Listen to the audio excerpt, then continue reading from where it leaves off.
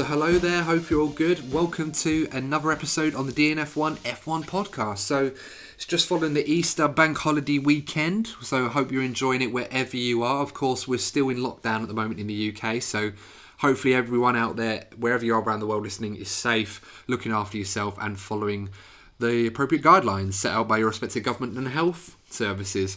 So joining me on this episode is my co-host Courtney Pine. Courtney, how are you doing? I'm doing great. I'm full of joy and chocolate right now. You managed to clear out the riffraff on the farm then with your scythe. Finally, yeah, it took a while, but they finally got there. They finally took the hint. Good. Was it messy, or did you just put the message across by without using force? Yeah, I use verbal force rather than physical force. Oh, good. Thank God for that. It's less of a clean-up job afterwards, I suppose. So a bit of change of pace. We were talking about this in the last episode we released on Thursday, the Thursday just gone. And this episode, we're going to do something a bit different. So we are going to discuss in this episode some of our favourite cars of yesteryear. Some of the cars that we think are up there with the greatest of all time for different reasons. And this is a two-part episode. So this first part is going to be going through a list of cars that Courtney has chosen to be up there as some of his favourite cars of all time. And then the next week's episode, we're going to get on to my list of cars. So Courtney's got his list right now, so about to get going. So grab a drink, grab a coffee, grab some food, get comfortable, and we are going to bore your ears off for the next hour with our analysis on these some of these legendary, iconic cars of yesteryear. We've got more rabbit than Sainsbury. That's it.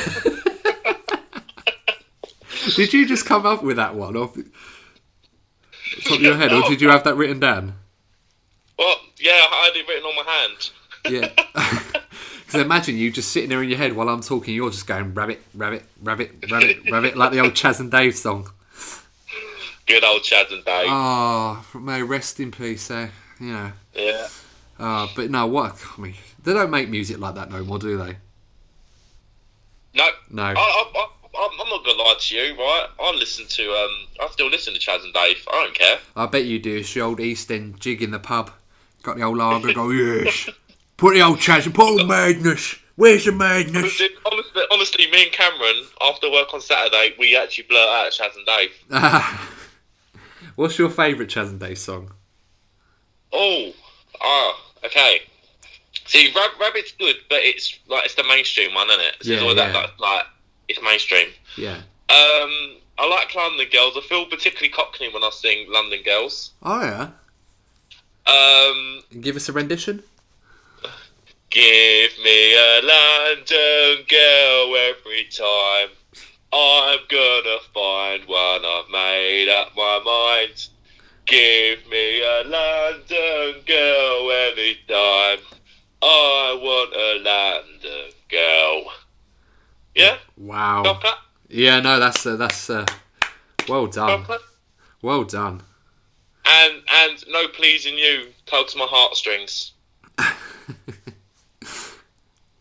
Well, we're waiting. I can't sing that. I can't. I might cry. All right then. I won't ask you to sing any Vera Lynn either. As much, you know. We'll meet again.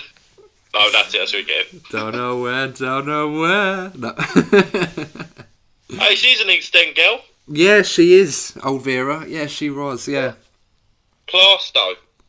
Really? That's down the road from where my folks live. Yeah, Plasto, I believe. Wow. That's proper East End back in the day. Do you know she sang off at Blowing Bubbles? No, she did really. She did. Oh. I'll send it to you. Oh, wow. I'll look forward to that one then. I mean, I'm not even a West Ham fan. I'm actually impressed by that. Wow. There you go. I'll send it to you. Oh, wow. Brilliant. Cheers. Pleasure. So now, moving on to the next part of the podcast, as we mentioned earlier, we are going to talk about some of our favourite cars.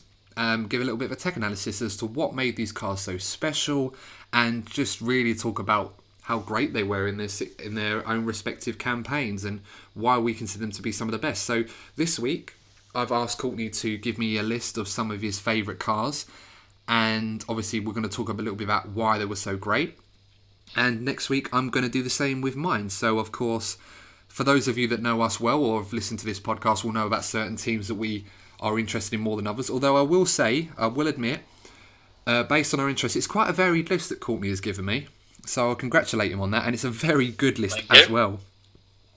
So, Courtney, if you want to start us off with your first one. So, remember, we're going to do this chronologically, please. Yeah, sounds like a plan. So, my first pick was the 1988 McLaren, otherwise known as the MP4-4. Oh, that's a very, very good car. Funny enough, that was actually going to be on my list originally, but since you've named that, I'll have to revise that. So, what was it about that car that was so special for you, Colt? Three things.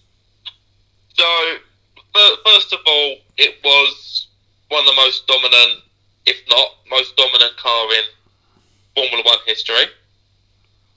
Yeah, that's right. The second, it had, I'd say, the most iconic driver pairing, again, in Formula One history, in the great Ayrton Senna and Alain Prost. And finally, you know, on a lighter note, I thought it was a bloody good looking car as well. It had a very sleek look to it, body wise. It did have a very sleek look to it, I will say. I mean, looking through some of the stats on this car, it was quite remarkable how dominant it really was. It won 15 races out of the 16 in the campaign, and this was back in 1988. It weighed as much as a toaster. It was like 540 kilograms. And that was without the driver. Even back then, that was well over 30 years ago. I mean, considering the 80s was a decade for big, brute, massive, and they designed a car so sleek, so shallow, so slim, and it was so good.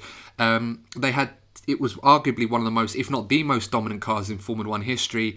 It has the record still for the highest win percentage of any car in Formula 1 history, around 93.5%. It was the last of the V6 turbos engines as well. So it was a Honda V6 turbo. It was the last of its kind before the turbo engines were banned in 1989. And obviously this season, in particular in 1988, the rule changes were there in 1988 to reduce fuel capacity to around 150 litres. So if you compare that to around today's cars, it was around 140 litres today.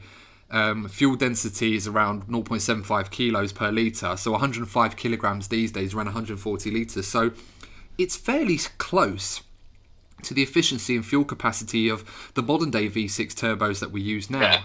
And of course, the aim was there. If you could get improved fuel efficiency, the better you could run the car, the more performance you could get out of it.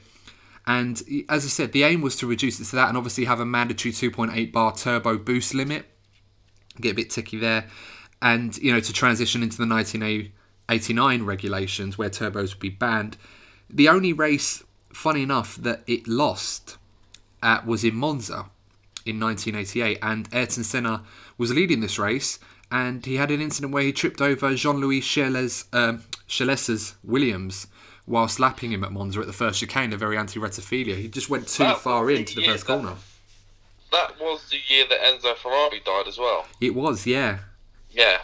Yeah, so that was a particularly emotional moment for the fans there at Italy. Yeah, no, absolutely, because obviously what followed in that race. It was an incredible piece of innovation. The engine itself, it was only a 1.5 litre turbo compared to the 1.6 that we have now. It produced as much as 900 brake horsepower, and this was in 1988, I should say. It was incredible. A famous quote, Alain Prost, 4-time world champion, he'd reportedly told Ron Dennis that he knew the car would win the championship after only testing it for about half an hour. It was incredible. Wow. It took Ayrton Senna to his first world championship as well. A great piece of machinery as well. He'd won so many races that season. I think it was 8 races Senna had won, and Prost had won 7. It was also the car as well which boasts arguably the most famous qualifying lap in history, Ayrton Senna's pole lap in 1988 in Monaco, where That was when he felt like he was having an out-of-body experience. absolutely, yeah, no, you're absolutely right. And in that season, Senna took 13 pole positions as well, including that one. And get this, guys, he was, for those of you who haven't seen it, of course, there's not actual footage of Senna, like in terms of the actual lap itself in the normal conventional way. There's video footage of onboard scenes which were put together to kind of simulate that. Unfortunately, the actual lap wasn't, but there's a really good video of Ayrton Senna in the Formula 1 game that Murray Walker does commentary over for this lap. Hence why they did that, because they don't have the actual footage. And the actual lap itself was 1.4 seconds faster than even his own teammate Alain Prost. So you had It's a short track as well. Yeah, in Monaco it was just ridiculous, and it was 2.6 seconds faster than the next car back, which was Gerhard Berger's Ferrari, which 2.6 seconds in a Formula 1 car is literally night and day. Yeah. It's, the gap that a Formula 1 car can travel in 2.6 seconds is staggering. So if you were to see the cars go flat out for 2.6 seconds and stop dead, and then you'd see that gap between Senna and the next rival car after his teammate, it was absolutely incredible. This car scored 199 points in the Constructors' Championship, which back in the 80s, you had the old system where it was 9 points for a win, 6 for second, third had 4th, etc., down to 6th place. It scored 3 times more points than the second place Ferrari team in the Constructors' Championship. I mean, that's ridiculous. I mean, you think the margins between Mercedes in their dominant years and Ferrari in their dominant years, and then to see that the winning constructor scores almost 3 times as many points as the next place team, it's just ridiculously incredible. I mean, looking further at this car, there were so many great technical innovations with this car that I really enjoyed. Legendary mechanic Neil Trundle, who some of the older Formula 1 fans will know who I'm talking about. Neil Trundle was very pivotal in McLaren's success, referred to the MP44 as the perfect package. It was lightweight, outstanding downforce, highly effective brakes and suspension with a fabulous engine. It was arguably one of the greatest cars of all time. It's considered McLaren's best car, and you can absolutely see why. I mean, just to get a little bit techie, guys, just to show how great this car was. The engine itself was mounted so low in the chassis, it needed a new 6-speed 3-shaft gearbox to accommodate it, which was so unheard of. But the aero benefits were so good as a result of this, and this gave the car a shallower body profile. The drivers were also made to lie more prone. So the current seating position of Formula 1 driver, if you've seen, they sort of sit like they're sort of halfway laying on their back a little bit. Yeah. And in this car, they had to sit back even more because it was almost a bit unheard of. They used to sit a bit further forward back in those days. So it was a more similar position to how they do now. And this is something that suited Ayrton's driving style very, very well. He really enjoyed it. And Alain Prost, he didn't like it, believe it or not. He wanted to sit a bit further forward, a bit further up. And he felt it wouldn't work with the aero package. But the wind tunnel results didn't support Prost's claim, so they continued with this. And this was a Gordon Murray design car, very legendary designer Gordon Murray, chief aerodynamicist Bob Bell, involved in McLaren's setup as well. Very pinnacle in the 80s of McLaren's success, and early 90s to some degree as well. They had this philosophy. They wanted to lower everything in such a way that enabled the car's frontal area to be reduced by about 10%. And what this did was it improved the lift-to-drag ratio by around 6%. Now, for those of you that are probably wondering, what is lift-to-drag ratio? So basically, in a nutshell, if the lift-to-drag ratio is higher, it means that the car is going to be faster in the straights. It's going to have better fuel economy because there's less drag coefficient on there. It's just better all round. You want to have a higher ratio as much as possible of the airflow over the front of the car to push it down. And, you know, this allowed it to have a simpler rear wing that be kept further from the upper deck of the car and a longer wheelbase. So the car was just uber fast. It was like a bullet. It was so fast. It wasn't too low to the ground, though. There was a good interview with Gordon Murray when he was talking about this MP4-4. And the reason why he chose to have it a bit higher to the ground, because most Formula 1 cars you prefer to have it lower to improve downforce, he wanted to sacrifice this downforce and make it more comfortable and easier to set up. And I think, given how history has told the story on the success of the MP4-4 and how dominant he was, I'd say it was an absolute spot-on call. So it was a brilliant piece of tech, this car,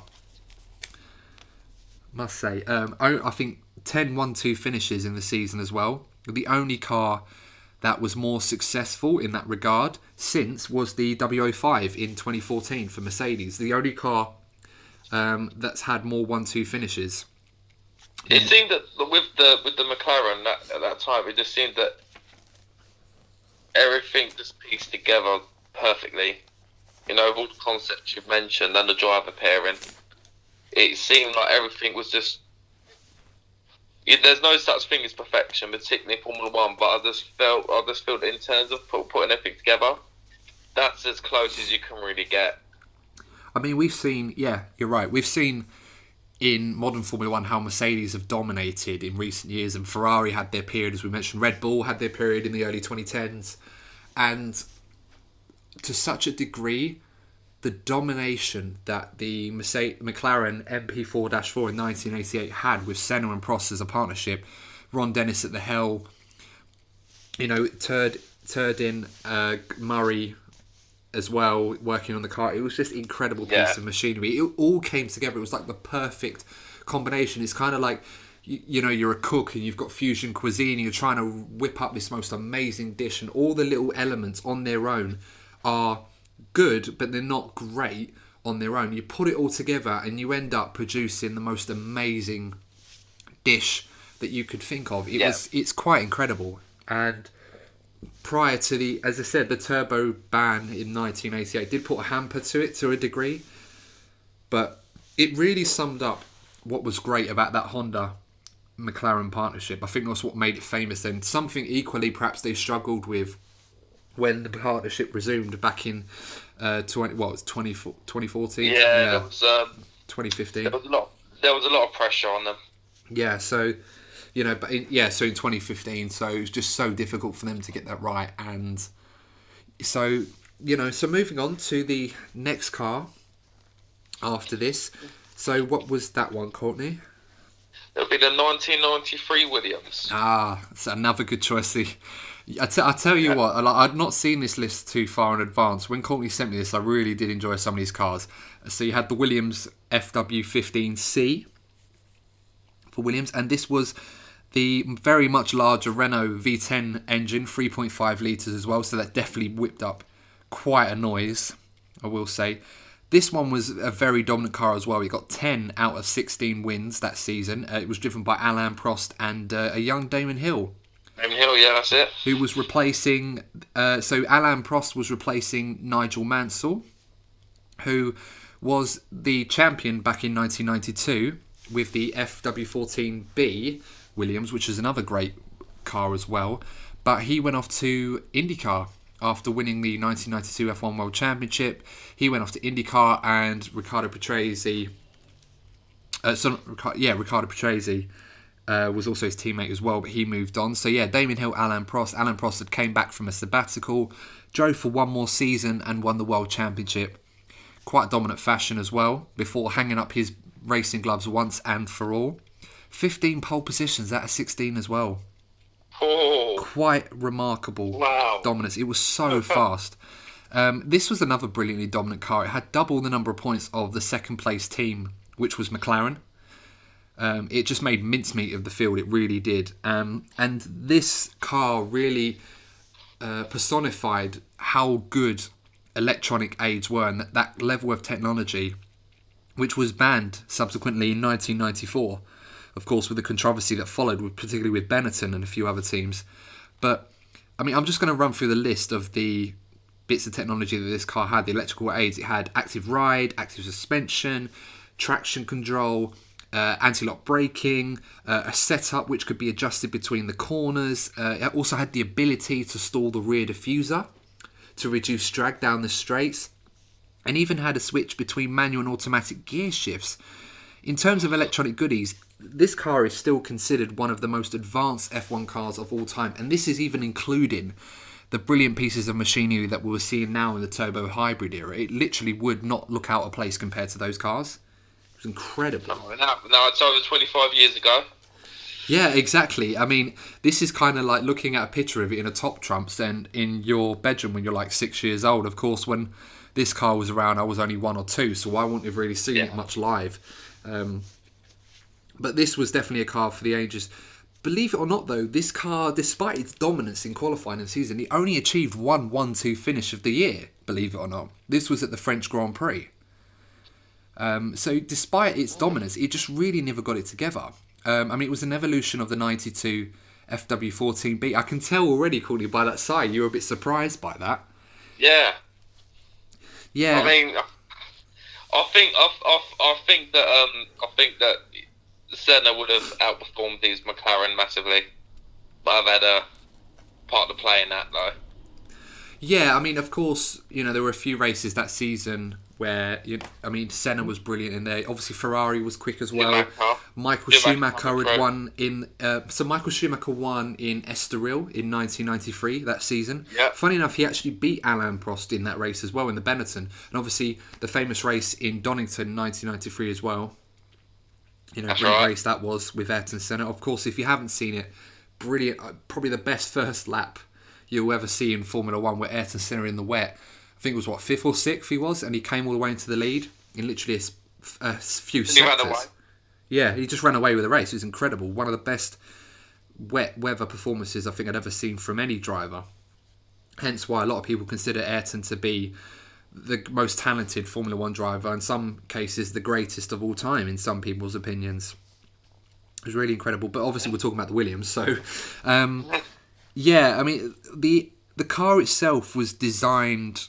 at the outset around the new tech. It was under the technical directorship of Patrick Head and Adrian Newey as the chief designer. Obviously with the systems as well, Paddy Lowe, back in his peak when he was younger days, when he recently returned as the chief technical officer for this car, and he was systems engineer who wrote and developed most of the software necessary to make the active ride system work, which was a big thing, this active suspension system as well. And for those of you that are unsure what this active suspension system did, it kind of, how can I describe this? Bear with me, we're trying to have a little TED moment again with my pad. But so the active suspension used hydraulic pressure to lengthen or shorten the actuators, which were fitted to each wheel, which was determined by a computer reacting to the measured loads upon the car at the time. So obviously the loads that go through the car, the forces generated on there, it's obviously the computer's monitoring that all the time and reacting to it. And it allowed the platform of the car itself to be maintained in the most aerodynamically efficient position that you could imagine at all times. So it was almost like at any point of the circuit, the computer would calculate the trajectory and the load that was going on the car, and it would position the car with the suspension at the exact position where it was most aerodynamically efficient. So it wouldn't compromise on turning or speed and stuff like that. It'd take all that into account, and it was therefore immune to any sort of other aero compromise that it faced, resulting in when a conventional car usually pitches or dives or rolls on its suspension, it would do that, and the computer would sort of mitigate that. And this capability was worth seconds over lap time. This is why it was so strong in qualifying. It was just so fast over more conventionally suspended cars, and Williams were the first team to really exploit this technology, and they kind of got on top of it in 92 with the FW14B. This is why we say an evolution on the concept, where they improved it even further before, of course, electronic age like that was banned in 1994. And electronic digital control was really the breakthrough that allowed the full potential of the active suspension, or the active ride system, if you like, which had been tried on and off in F1 since 1983. And it took a while for this to be realised. So it was like 10 years of development behind the scenes before they realised. It's kind of like Mercedes now with their dual active steering system. It's just DAS. It takes so long for these to develop. It takes so much time, and in this case, it was no different for Williams. And it just gave them a system that really responded so quickly to the car. And because of this, the car could be kept in much narrower range of ride heights and rake angles than a more conventionally sprung car. The aero surfaces could be made much more peaky, if you like. And by that I mean, like, the downforce was no longer required to be consistent over anything like a wide range of attitudes. It just stuck to a specific level where it was always performing. There was no... You see now, I think, in modern Formula 1, you see an issue that perhaps Ferrari in particular have had, is that their car aero-wise is not necessarily bad, it's just not consistent. So over one lap it can be very quick on a certain track at a certain time, at a certain surface and temperature, all of those variables that come together. But over the course of a race weekend, that car will peak and that car will also flounder. Whereas this Williams, it would always peak. It just always had ways to be on top of it, and it never struggled. The one thing about this car that was also good as well, it allowed the front wing and diffuser in particular to be fashioned much more aggressively, so they could generate even more downforce without the risk of the aero efficiency being compromised. And another thing with my new favourite thing now, the lift-drag ratio, that had an improvement around about 12% over the previous car. So, as we were talking about before, it's with the lift-drag ratio where it's able to maximise its speed and efficiency on the straights, but also not mitigate that in the corners. This car managed to do that even more. So it was just incredible. With a shorter wheelbase, they expected it to be slower than the previous car, but this was definitely not the case. It was significantly faster on almost every track than the 92 season winning Williams as well. So you can imagine how dominant this car was. Nobody had a chance. The fact that some drivers won in certain races over it was incredible. It's a reflection of their ability. Yeah. Obviously, the stats attached to those said drivers says it all, but the 93 season in particular, I think, is a real kind of, telltale sign of how good the likes of Senna and Schumacher were. Yeah, exactly. I mean, the 1993 season, most people will look back on this and think, oh, Michael Schumacher and Benetton, it was like a sleeping giant. He was ready to be woken. But the fact was, they were so far behind in terms of development of what, let alone Williams, it was like behind Ferrari and McLaren that weren't really able to get on top of this. And obviously the controversy that followed in 94, where Benetton and Ford were accused of still adopting electronic systems, but they just couldn't be discovered, which in some part helped Schumacher a long way to winning his first championship, as some say. But the fact that Williams were just on top of this from the get-go, it was just incredible. I mean, how dominant that car really was. And the only surprise is that it didn't win more races than it actually did that season. I mean, we talk about the engine as well of that car. I mean, we've been talking about how impressive the car was and the electronic systems, but the engine was a piece of genius from Renault as well. They really were on top of their game. I mean, at the time, they... a little bit techie again on the engine, they introduced new con rods and a revision of the inlet and combustion chambers in the car, making it more efficient, more streamlined to allow the fuel flow and the exhaust gases to flow more freely without any wastage. And as a result of this, it took it up to around 780 brake horsepower, so it was about 30 brake horsepower more than the previous version. And it was a masterpiece by engine designer Bernard Dudo. And it was F1's best engine by far at the time. I mean, this, bear in mind, obviously we talked about the turbo engines having 900 brake horsepower. We've now reverted back to the V10s, which have a bit more grunt to them, but nowhere near as much brake horsepower. And it completely trumped the Ford V8s that McLaren and Benetton were using. So much more powerful. And it was lighter and more... it was a lot less thirstier than the Ferrari V12s, because the Ferrari V12s were incredible sound-wise and they were powerful, but the fuel economy in them was rubbish. And, it was really, really bad. Like, those cars would always run overweight by such a margin because of the fuel they had to put in. Of course, the return on it was they get more power, but you'd be carrying more fuel, which would upset your car's balance, it'd upset the airflow, it'd upset its downforce ability, its performance in the corners. It's just so much that the engine would have to counter and mitigate.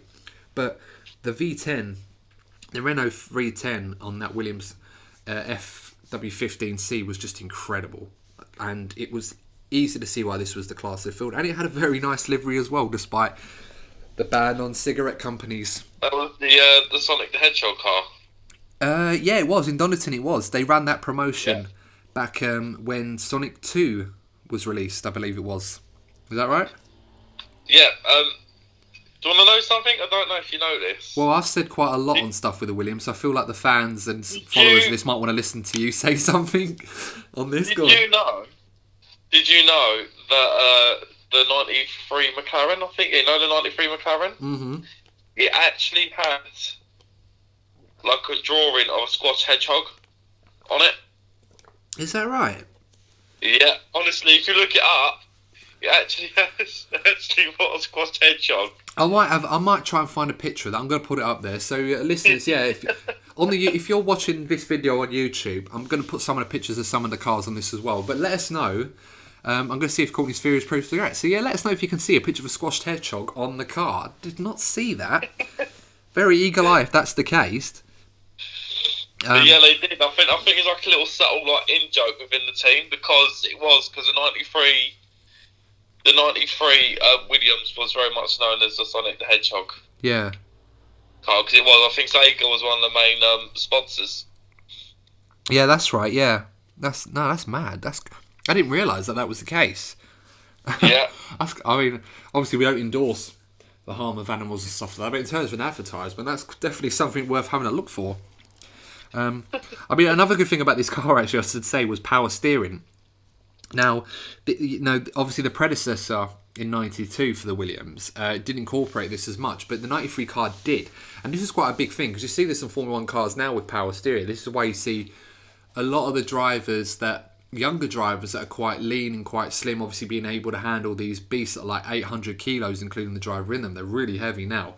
But back in the 90s, obviously before power steering, Williams had a driver like Nigel Mansell. He was quite a bit of a burly chap. He knew his way around, being able to handle something like a Formula 1 car without no real difficulties. And then you've got someone like Alain Prost, who's more of the, how can I put this, more elegant, I suppose, in his build. And then someone like Nigel couldn't quite rock the old burly moustache look that Nigel used to don so famously. And Nigel was hardly a pinnacle of athleticism himself, but that's how it was in Formula 1 in those days. Not to say he was a big chap, but he could definitely handle himself. Whereas Alain Prost was not quite as strong as that. So power steering was quite important, and it really did suit Williams being able to incorporate Alain into a car that he was only in for one season. And he hadn't had much experience with, and he was able to get on the season with a get-go. I mean, Damon Hill struggled at first, but then went on to win a couple of races in succession in Hungary, for example. Went on from there. So, that's the sort of thing. It's stuff like these little bits of innovations, obviously we take for granted now with Formula 1 cars, but Williams at the time were like the pioneers for this. Electronic aids-wise, it just showed the epitome or the pinnacle of what a Formula 1 car is capable in terms of technology. And it stood as the ultimate showcase of where F1 would have been heading, but for the interruption of the regulation changes to try and contain the speed of these cars and give more control back to the driver. Because, of course, as much as the electronic aids are helpful, people want to see the drivers. You take away half the spectacle. Yeah, exactly. And this is something that happened a couple of years ago, of course, with driver aids and engineers being told not to assist the driver over radio. They couldn't tell them what to do and stuff like that. Obviously, that's gone now. And every time that there's a slight problem where the car's running a bit poorly, they just go turn to strap 4 or strap 5 or this, that and everything else. And you've got all these menus and buttons and subcategories within them. Bear in mind, they're trying to do 200 miles an hour at the same time. Mental. Yeah, we are as Andy's, we both like to imagine ourselves being in a racing car. I don't think we'd be able to do that, Anna. I reckon I could have a go at it. But it's a hard thing to do. Obviously, these guys don't learn this overnight, but I'm sure you could. It's kind of like when you're using your phone. You know how to do this and do that. But I think... I know, mate. I know. It all takes practice. I don't know. I mean, your phone doesn't go at 200 miles an hour or anything like that. So, that'd be quite funny if they did, to be fair. I think it would if one or two people were able to get hold of it. Yeah, I think the less said on that one, the better, didn't you? Okay, so I think a good chance to move on to the next car. So, what's the next car on your list, Courtney? One word. Brawn. Oh, I thought you might go with this one. So the Brawn, 001. So I thought you might go on this one. I know exactly which ones you've picked. I'm trying to tease the audience here. So yeah, the Brawn 001 or 001, as some called it, was only for one season in 2009. Now, for those of you that are younger Formula 1 fans and aren't too familiar with the origins of Brawn, basically, this was the first car of the new regulations in 2009, which was introduced to reduce downforce by around 50%. Because we had a situation where the cars in 2007 and 2008 were getting very extreme in terms of aero, kind of in the same way that they are now, or at least in 17 and 18 they were, where the cars were so aero efficient and so many different parts on it, which created that turbulence and that wake, which prevented overtaking and made it more difficult to follow other cars. So they scrapped that. 2009, they simplified the rules and cut down the aero packages by around 50% in terms of downforce. So obviously the aim for the teams was to try and get some of that back. Now, one of the teams that put a lot of effort into this, around 15 months or so, was Honda. And Honda were preparing this car that they felt was going to really take them to championship glory as a works team. They've had a lot of success winning a few races as Honda back in the early 2000s, particularly under Jenson Button when he was driving for them. And all of a sudden, the economic crash in 2007 and 2008 hit the world, and Honda, as a car manufacturer, decided to pull the plug on this project with a Formula 1 team, and they were unwilling to continue the approximate 300 million budget that they'd early promised, and 700 staff based at the Brackley's headquarters, which is now home to Mercedes, after this crisis. So it was a real dark time for Honda. You know, the drivers were still working at the factories. There were a lot of personnel, a lot of good personnel that are still there today that were potentially in a position where they were out of work, out of a job, just like that.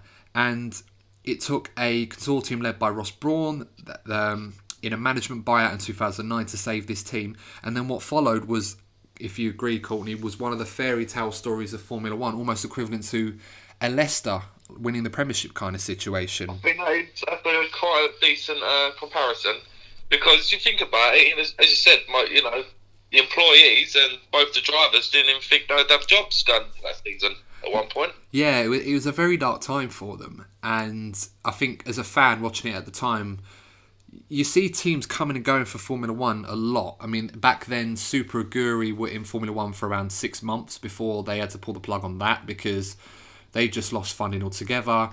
You know, had other teams being bought out like Midlands, Arrows, for example. Jaguar came and gone. That became Red Bull. So many teams and outfits come into the sport, and it never really worked out for them. And then there was Honda, who they came in originally as BAR back in '99. They had a decent car then, was working their way up, and then become Honda outright. And then they had better glory. They had a lot of podiums, a few race wins under Jenson Button in particular, and Takuma Sato as well, I should say.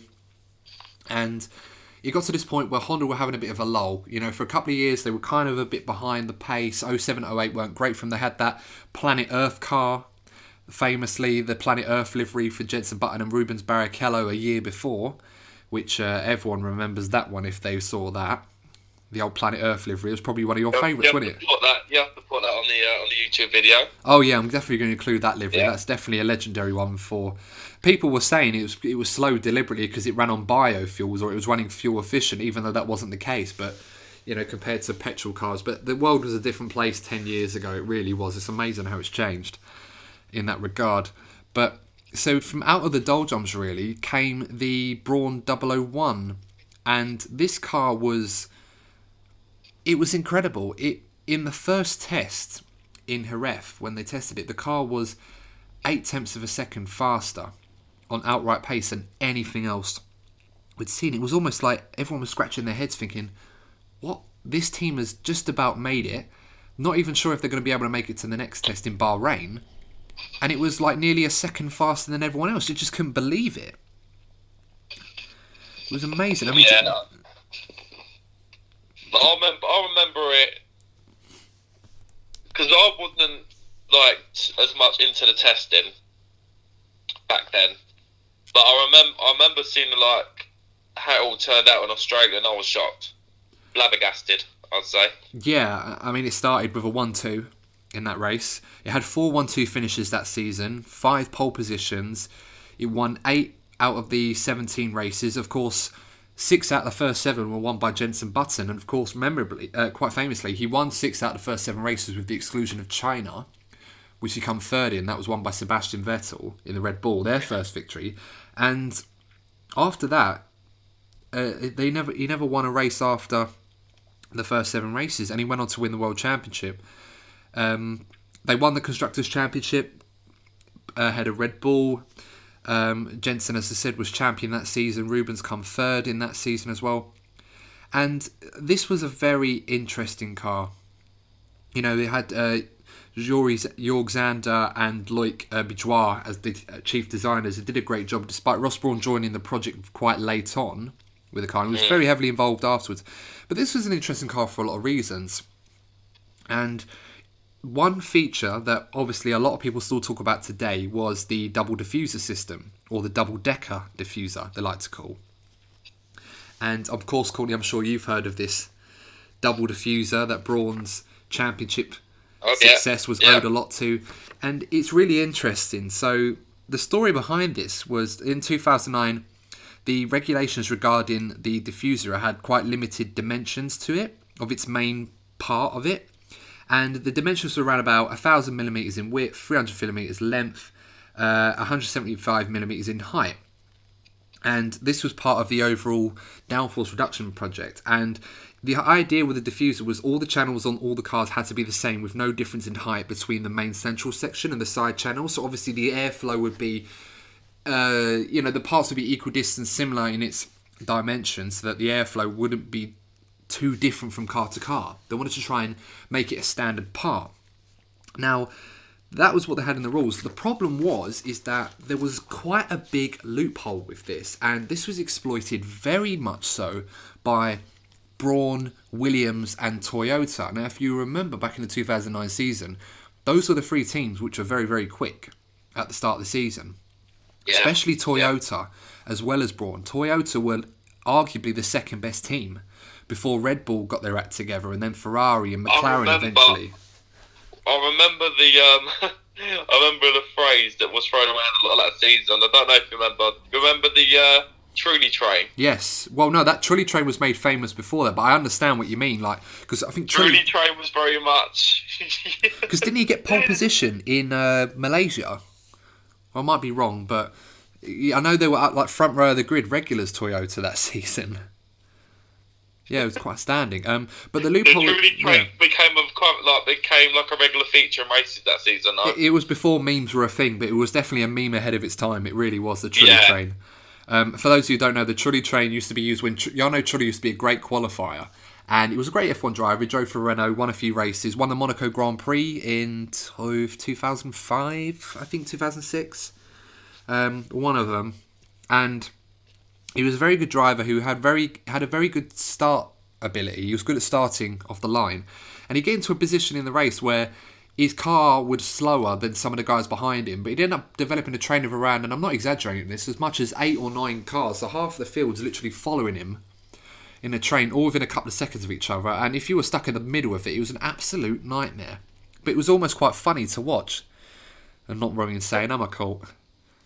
You know, it was kind of like one of those, like, I'm gonna take it to football. Yeah, like go on. when you like play against like one of those annoying lower league teams, but they have that one good defender that stops you every time you're about to get through. Oh yeah, I know the one. Yeah. I think we can all think of a few names. They usually play for clubs like Burnley and Watford, but you know. Ben B, something like that. I think it's kind of like the equivalent of when you're 1-0 up and you're up against an opposition like a Man City or a Liverpool, and you're just parking the bus. Yeah. It's kind of like that. Yeah. You just get, and eventually you'll get past him, but most likely through a pit stop when he comes into pits. But then, because he's got the undercut on you, he comes out and he's ahead of you again, so you've got to look forward to that for another 20 laps. It's the sort of thing you grit your teeth with. I suppose they made some entertainment. It certainly is. I remember that season when he was in the Jordan back in the early 2000s, and he was in Monaco and he got into a good position. He just held everyone up and it was hilarious. It was literally where the trolley train became famous back in his Jordan days.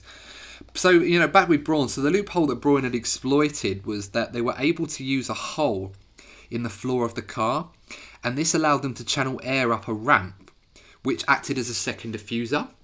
And then it exited directly onto the lower beam of the rear wing. And what this did, it created a massive amount of downforce.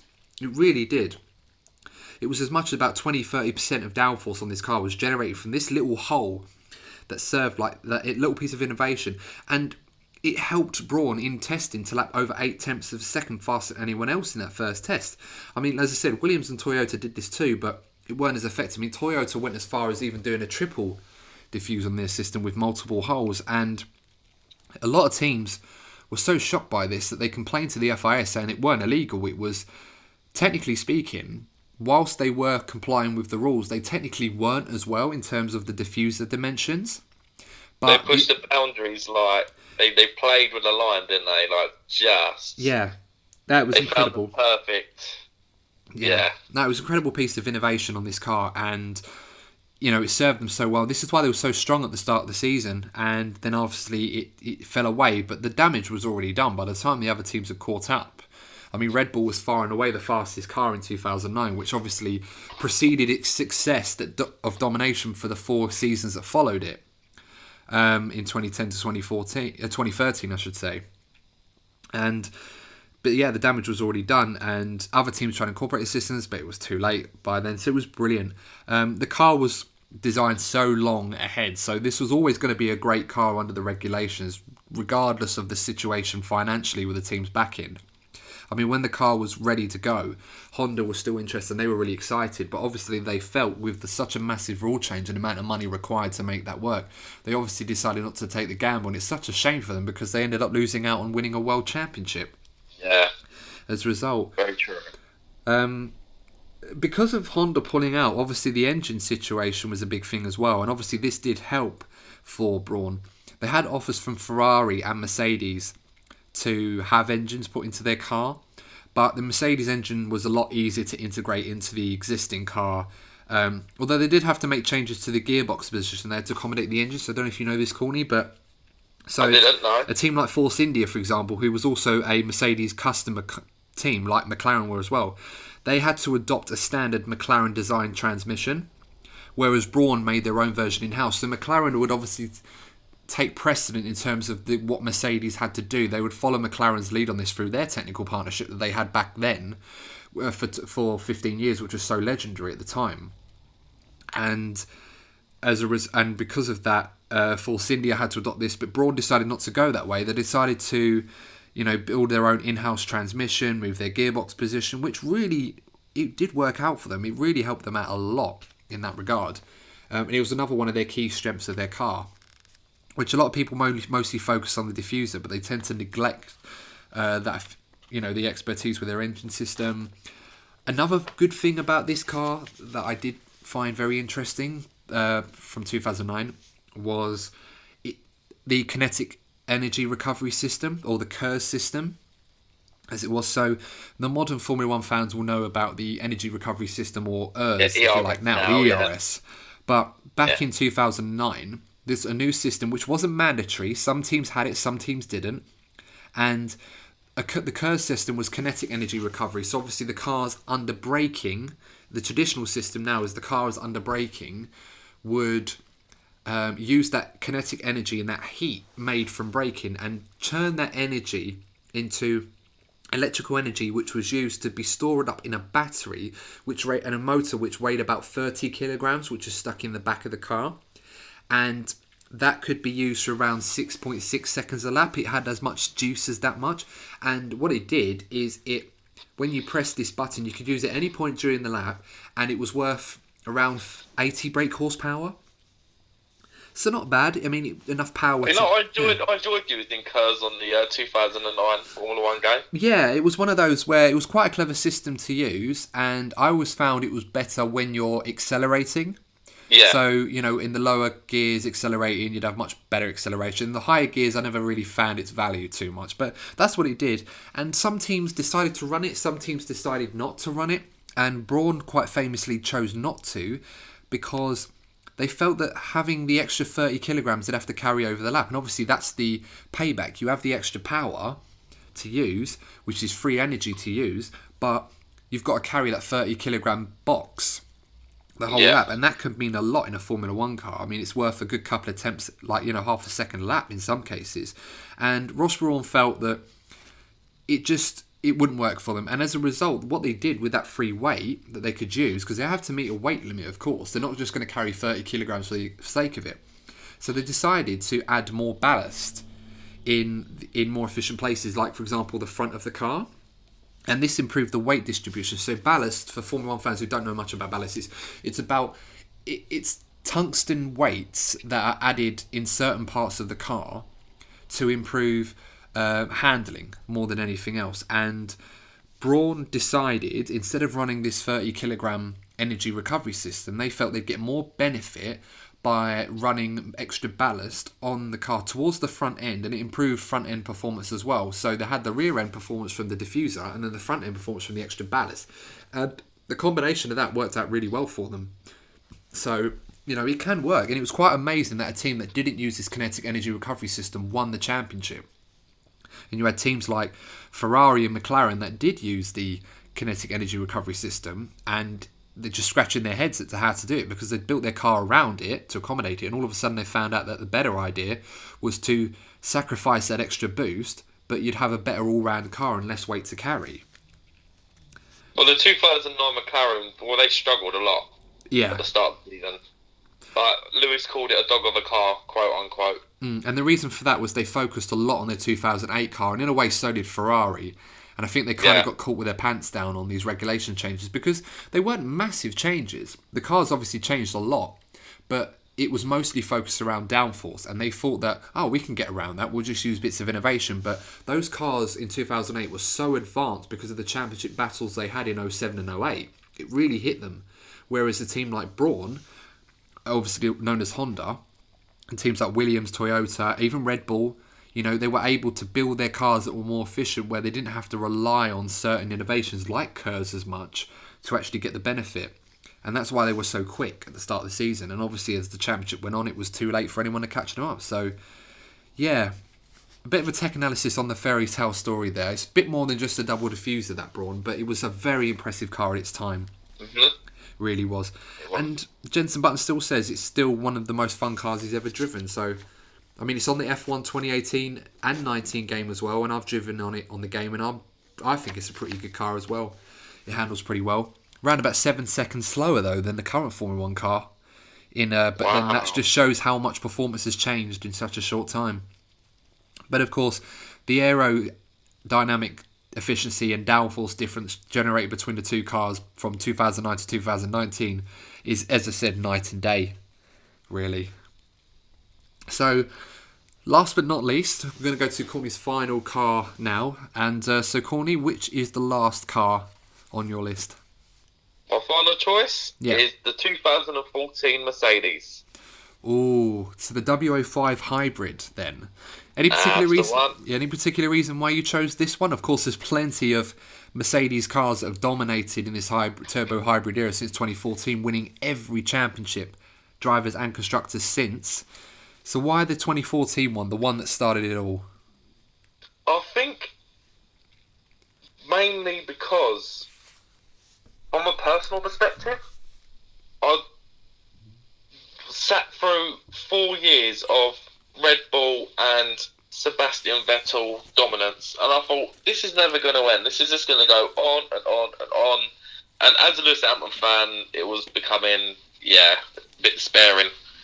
And then, bang, 2014, even in testing, we had a good idea that Mercedes were miles ahead. And we saw Sebastian Vettel and Red Bull really struggling in testing. And it was like the F1 world completely changed. Obviously, the regulations changed things massively, but the face of the sport just changed, didn't it, massively? It really did. Yeah, you're right. It certainly did. And this had been coming from Mercedes for a while. There was a lot of talk around when Mercedes are really going to, strike a claim to be in the top team in Formula 1. And obviously there was a performance-based incentive that Bernie Ecclestone had laid out before these regulations for one of the teams in the chasing pack. So you had McLaren, Ferrari, Red Bull leading the way. And Bernie had put out basically an incentive to some of the smaller teams that if one of them could really get it right, and this is if you wanted to call Mercedes a small team relatively speaking, then there'd be a massive financial reward for them to really get them to stick in and see if someone could really break the tide. And these rule changes were mostly centered around the this was the first time the new V6 turbo engines would be introduced for the first, since 1988, since the day of the MP4-4 we were talking about earlier. And Mercedes in particular, they were already making plans and coming up with potential solutions as early as late 2010 for this 2014 cars. Now, to put that in perspective, the actual rules themselves were not published until mid-2011. So before anyone had even understood the rules and picked it up as, you get legal teams and people understand the rules to make sure that teams can get on with these concepts, Mercedes were already at least 6 months ahead of everyone else. And then probably another 12 months on top of that as it already got underway, whereas some people like Red Bull and Ferrari and McLaren were too busy with their current projects in their championship battles during that era, where Mercedes were completely working away bit by bit until eventually, bang, they were a mile ahead of everyone else when they started. Well, yeah, because I remember there were a lot of reliability issues in 2014, and Lewis Hamilton, funny enough, was one of the first victims of it in Australia. But Nico Rosberg finished, I believe, 30 seconds? Yeah, it was 27 seconds, I think it was. But you're absolutely right, yeah. And Lewis Hamilton had that problem, obviously, with his engine reliability. It was a cooling system, which obviously... What the amazing part about this package that Mercedes had was, whilst... the cooling was so efficient to such a degree that they were able to minimise pieces of bodywork like the side pods. They're so small, which improved the aero performance, but obviously at a cost where it was less efficient with cooling, ironically. And then obviously that led to issues that they had, which they had to get on top of, which Mercedes had had for a long time with this engine concept. But it was arguably one of their strengths as well. I mean, you look through the stats, it was a 1.6 V6 turbo, known as the PU106A hybrid, so that was like the power units, as the jargon is now. It won 16 out of 19 races that season. It was the most in a single season at the time, which was beaten by the W07 in 2017. It had got 18 pole positions in 19 races. Do you know which driver and race got the other pole position? Wait. So 2014. Yes, it was. That's a very good question. And it won't be surprising if once I reveal who it is, if you don't guess it. I'm gonna go with Danny Rick. So no, so it was actually not quite actually. So it was Felipe Massa in Austria.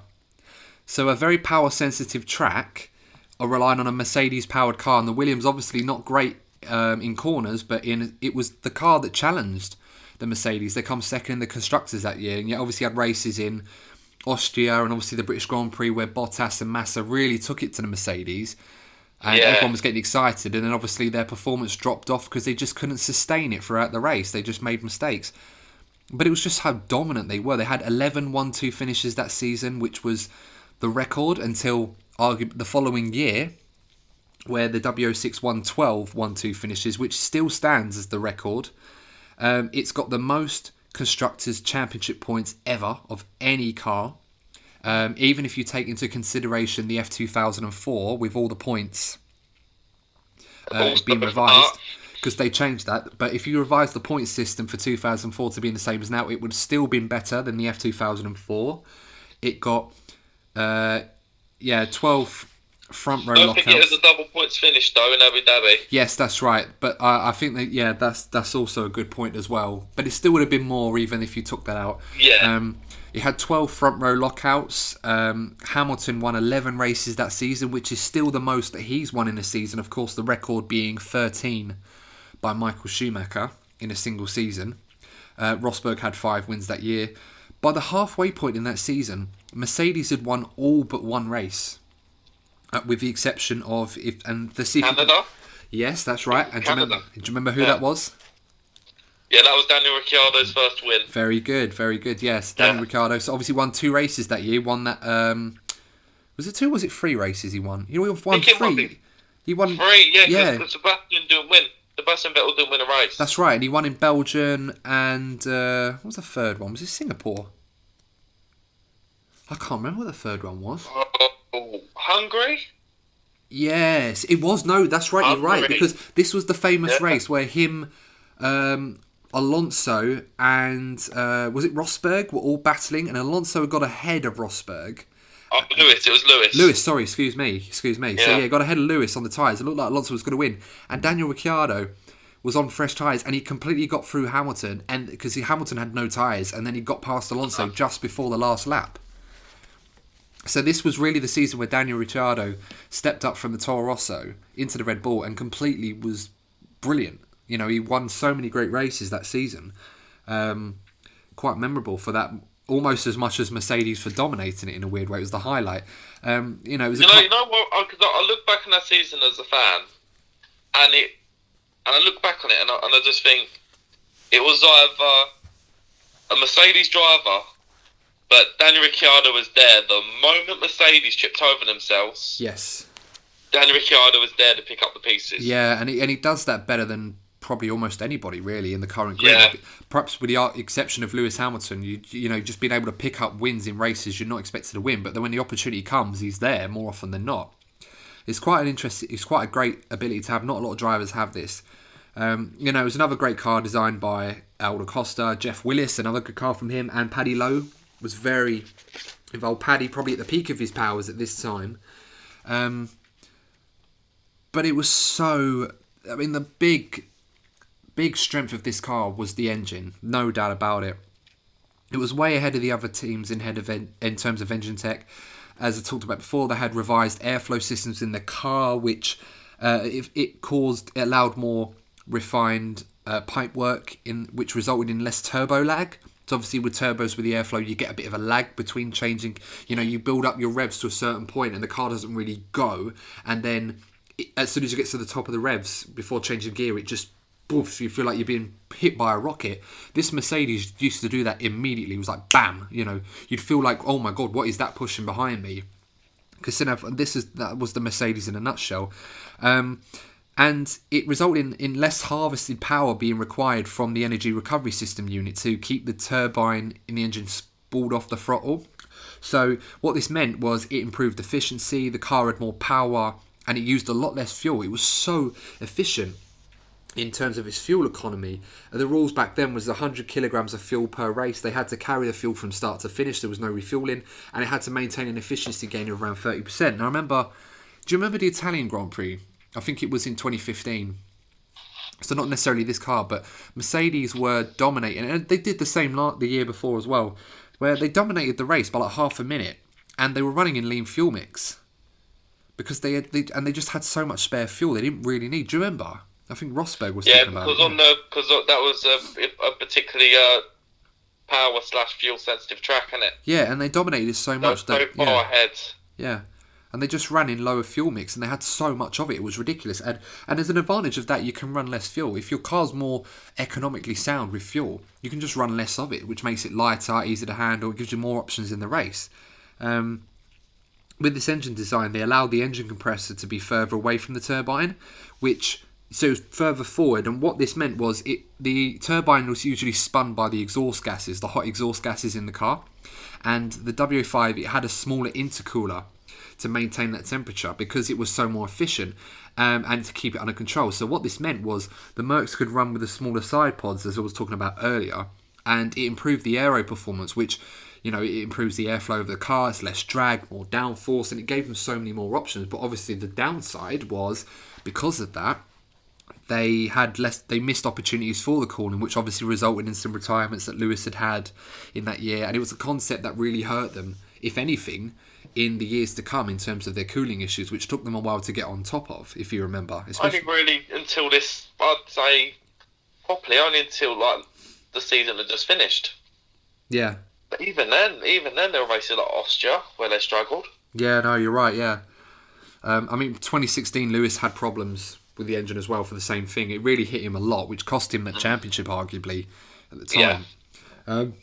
I mean, on the compressor as well, another thing with it being at the front of the engine, which they moved it as a result, they were able to move the car's gearbox even further forward. And this was a big thing for them, because the one thing these 2014 cars struggled with at first was front-end downforce. Especially with the blown diffusers as well being taken away from the blown exhaust that Red Bull dominated so well with a stable rear end. So you don't want a loose one, of course. You need a nice, tight, stable rear end. And that takes us back to episode 1. Oh, memories. But yeah, the car's gearbox, they moved it forward and they were able to improve the weight distribution and also the centre of gravity the car had. And it just improved the handling so much on this car. So it was more than just a powerhouse in terms of the engine department. They were able to use that to such a way, and you still see this now, you know, that there's some of those things that James Allison was talking about, how the certain reconfigurations of their engine gives them so many aero options as well, which is really important. Shouldn't really neglect that. You know, other rule changes included a narrower front wing on this car and the removal of the lower rear wing and reduction to the size of the upper wing on it. So, you know, that was stuff that aiming to reducing the blown exhaust gases we were talking about. And Mercedes did this so well. I mean, they always have, in the turbo hybrid era, I'll have to say, the most elegant looking car, I think, of the pack. But with that in mind, they're still aggressively designed in its philosophy. You know, how a car should actually look. It really was an elegant design. Well, I think in 2014, God, if you look back, there were some ugly cars. Yeah, they really were. And I think Mercedes was easily the best looking. I think out of the whole lot. It really was, and I think the Ferrari one was a funny one because that kind of looked like Rocky Balboa from the films after he'd gone 12 rounds with Apollo Creed. The way his nose would be busted all over the place, it just looked so bad. Like someone throwing a brick at it. But the Mercedes, and that's the other thing with that season. The noise of the engines were. Like the difference going from the V8s, wasn't it? Yeah, that's right. The V8 cars, which were nice, they weren't as good as the V10s or the V12s, but they were still a lot better sounding. Especially under braking as well, the cars sound like they're throwing up out the back, like you know, when you're trying to. Yeah. That's how it would sound. It was so bad. You almost think, oh my god, is that engine going? But it's not. That's just what it was underneath. That was all the blown exhaust and everything else.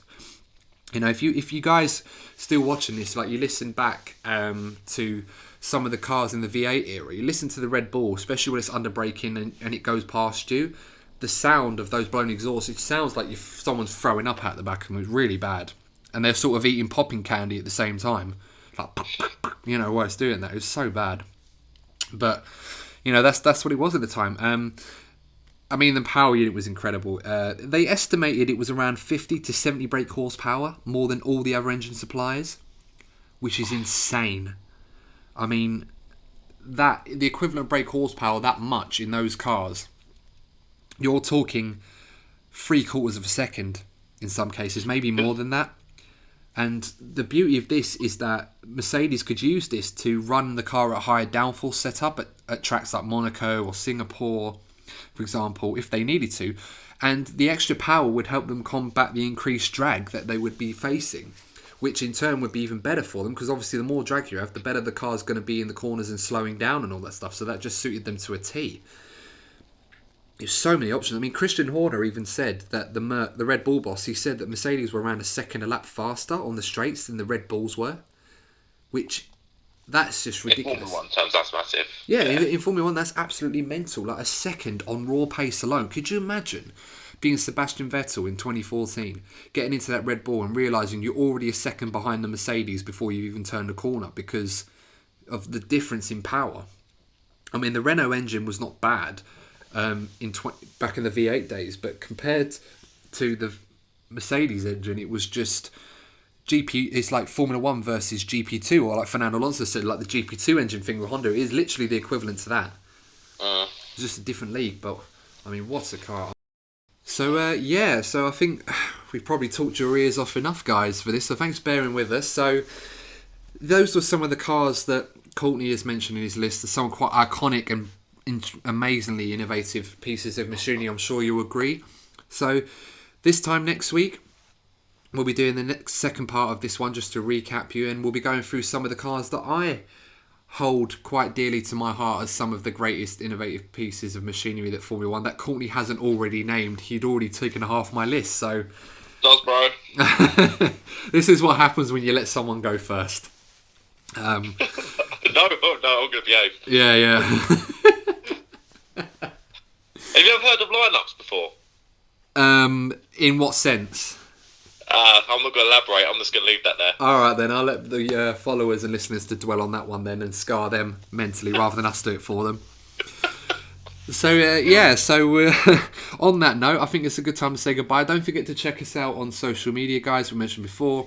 We've all got Twitter and Instagram pages, DNF1_podcast for those, and the YouTube page as well, so DNF1 F1 podcast. And of course, we also are available on all major podcasting platforms like Spotify, Apple Podcasts, Google Podcasts, iHeartRadio, Alexa TuneIn, and Stitcher as well, and many more, of course. Pandora as well, and that will be made in the UK. That will be available too. And until then, guys, stay safe, look after yourself, and we'll see you on the next DNF1 F1 podcast. Take it easy. See you soon.